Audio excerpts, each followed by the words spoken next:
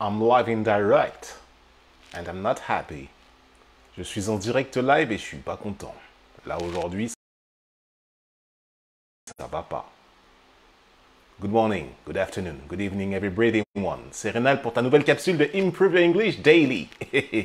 On va parler du franglais aujourd'hui. Et ça, c'est une thématique, s'il y a bien un truc qui m'énerve, c'est le franglais. Le franglais, mais là, ça ne passe pas.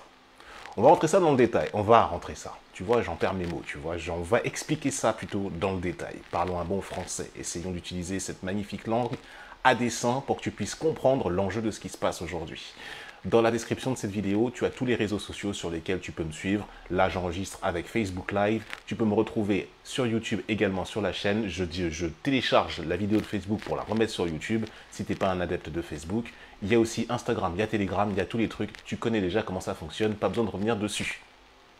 Le franglais. Le franglais. Alors, comment dire ça? Sur ce marketplace, on pourrait créer de l'incentive si les prospects pouvaient agir, pouvaient act out avec un bon CTA, un bon call to action.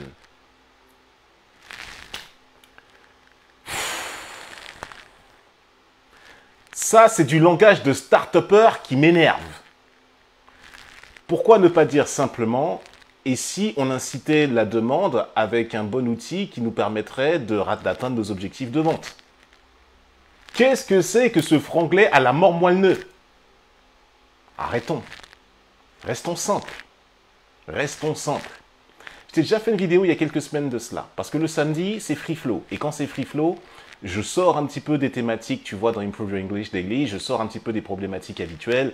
Là où je te parle des problèmes de conjugaison, de verbes, de comment tu peux intégrer du vocabulaire différemment, tout ça, tout ça. Là, on est sur une problématique qui, je pense, a complètement dérivé depuis quelques années maintenant. Depuis que les startups, déjà, on pourrait dire des petites entreprises embryonnaires, on pourrait dire ça comme ça en français, tout simplement, parce que start-up, c'est-à-dire en gros des business qui commencent, tu vois, des business, des activités qui commencent. Ça se dit start-up parce que forcément, ça vient de la Silicon Valley, en Californie. Donc, on copie-colle un modèle américain. Ici, enfin en tout cas là je me trouve dans le sud-ouest de la France, donc, et j'ai vu ça arriver, attends j'étais anciennement cadre en région parisienne pour une boîte d'entreprise de services numériques, donc j'ai vu le bordel se passer, et donc si tu veux, le franglais c'est une catastrophe. Une catastrophe pratiquée par des personnes en mal d'identité, en mal de repère.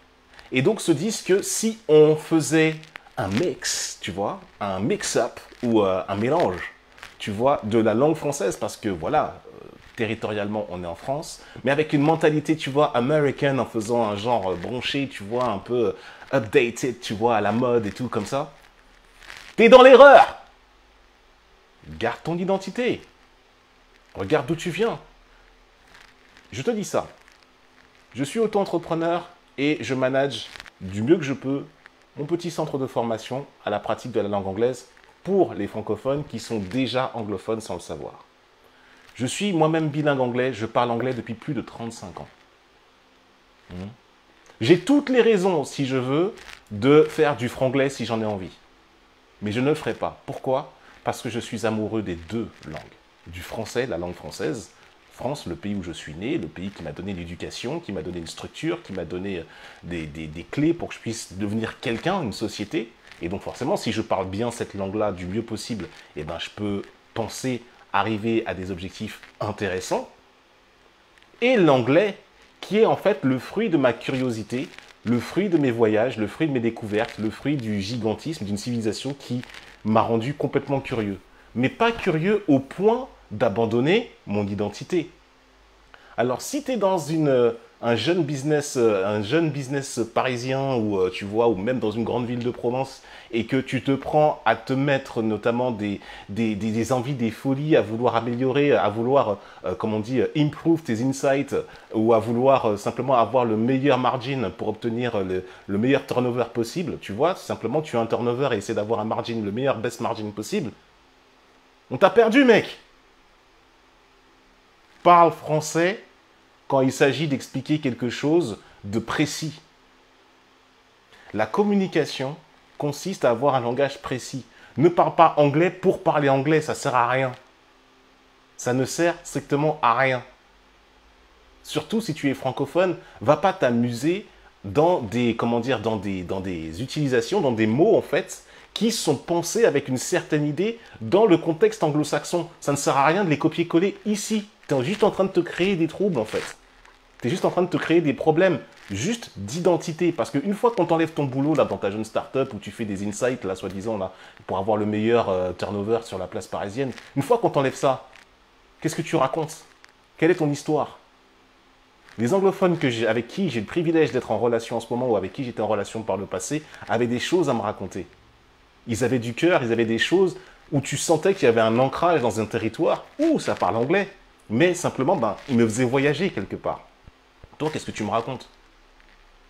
Qu'est-ce que tu me racontes? Donc, si tu es adepte du franglais, don't take it personal, baby. Ne le prends pas personnellement. Tu vois, je te parle un langage que tu comprends.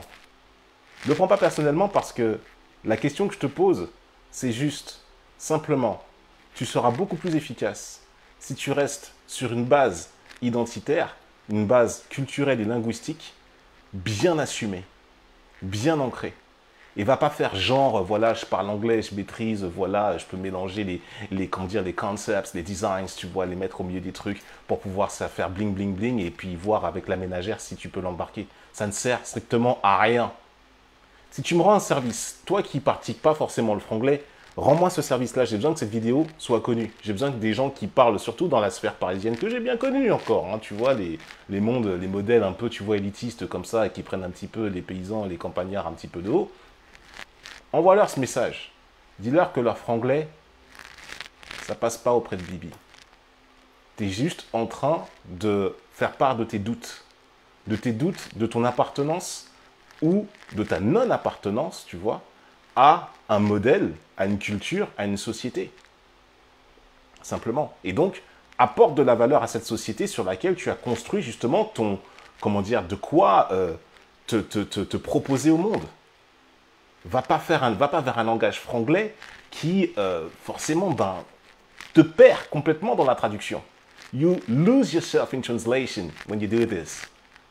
Tu vois, je pourrais partir dans cela, mais là, je te fais des phrases en entier. Alors, le franglais, c'est... J'essaie d'utiliser, je choisis mes mots, hein, j'essaie d'utiliser des mots les plus agréables possibles. Le franglais, c'est une limitation, c'est un non-sens, utilisé à l'extrême, à outrance, c'est un non-sens complet et surtout que, simplement, tu te rends peut-être pas compte si tu l'utilises à outrance, eh ben, tu es peut-être en train de perdre une partie justement de ton public. Alors, si tu aimes le basket NBA, le basket qui est un sport américain par excellence, où là, forcément, tu es obligé de prendre des éléments du sport, où forcément, c'est tiré justement de la langue anglaise. Voilà, typiquement, voilà, ok, soit, mais avec mesure. Avec mesure, parce que la France dispose d'une très belle langue qui est le français. Et toutes les personnes que je connais qui sont français mais qui maîtrisent aussi d'autres langues respectent en haut lieu la langue française en parlant français distinctement, correctement avec leur public francophone. Si tu parles anglais avec des anglophones, c'est tout à fait normal que tu parles anglais. Mais si tu fais un mix des deux juste pour bien te faire voir, c'est la seule personne qui s'affiche, c'est toi. Et tant qu'on ne te l'a pas dit, tu vois, tant qu'on ne te le dit pas, forcément, tu vas continuer parce que tu vas croire que c'est vrai. Sauf que moi, je te pose la question de où est ton identité, même sur ton lieu professionnel. Où est ton identité? Où est-ce que tu te places? Réponds à cette question-là. Et là, dans la pratique de la langue anglaise, elle sera encore plus belle. Tu sauras mettre tes beaux petits mots business, là, tu pourras les accorder, les mettre en place en structure bien comme il faut. Surtout si tu prends des cours avec moi, parce que je pars du principe que c'est ta passion. Et donc, on va faire en sorte que tu les mettes exactement comme il se doit au bon endroit. Voilà, c'était mon petit chapitre sur le franglais. Ça, c'est... voilà, il n'y a pas beaucoup de choses que j'aime pas, tu vois, mais le franglais, non, ça ne passe pas parce que pour la simple et bonne raison que c'est se donner un genre. Et quand tu veux progresser dans la langue anglaise, et que tu utilises ta passion c'est quelque chose qui vient du cœur, c'est quelque chose d'authentique, quelque chose de vrai, quelque chose de sincère. Mes élèves sont des gens sincères, voilà, ils sont tranchés dans leur truc, ils aiment ce qu'ils aiment, ils apprécient ce qui les fait, ce qui les nourrit en termes de passion, mais quand il faut en parler après, quand j'utilise la méthode, je reporte la méthode d'Improve Your English chez eux, et qu'ils le parlent en anglais, qu'ils repartent avec leurs phrases et les règles de grammaire qui vont bien avec, et la bonne prononciation qui vont bien, là, il n'y a plus question de franglais, il n'y a plus question de choses comme ça. Fais pas dans l'entre-deux. Fais un choix. Français ou anglais. Mais fais pas de franglais, fais pas de mix entre les deux, parce que là, pour le coup, c'est la quintessence de ce que tu es que tu perds à la longue. À la longue. Et je sais de quoi je parle quand je dis ça. Si cette vidéo t'a appris quelque chose, si tu sens qu'il y a un truc derrière et que tu souhaites apporter un élément ou un sujet de conversation derrière, le champ de commentaires est là pour ça, mais reste cool, s'il te plaît. Reste cool parce que aussi, si on vient me saouler, je peux avoir le ban facile. Le ban. Le bannissement, tu vois. Même moi, je peux partir dans ce délire-là, tu vois. Je peux avoir le bannissement facile parce que j'aime bien les gens qui me respectent aussi. Et je te respecterai et on va pouvoir creuser, commenter, avancer ensemble. Tu partages cette vidéo partout autour de toi, tu mets un pouce, tu mets un cœur, suivant la plateforme sur laquelle tu la regardes. Et ça me fera plaisir de te retrouver très bientôt pour une nouvelle vidéo de Improve Your English Daily. See you in the next video. Prends soin de toi. Take care of yourself. See you soon. Bye bye, son.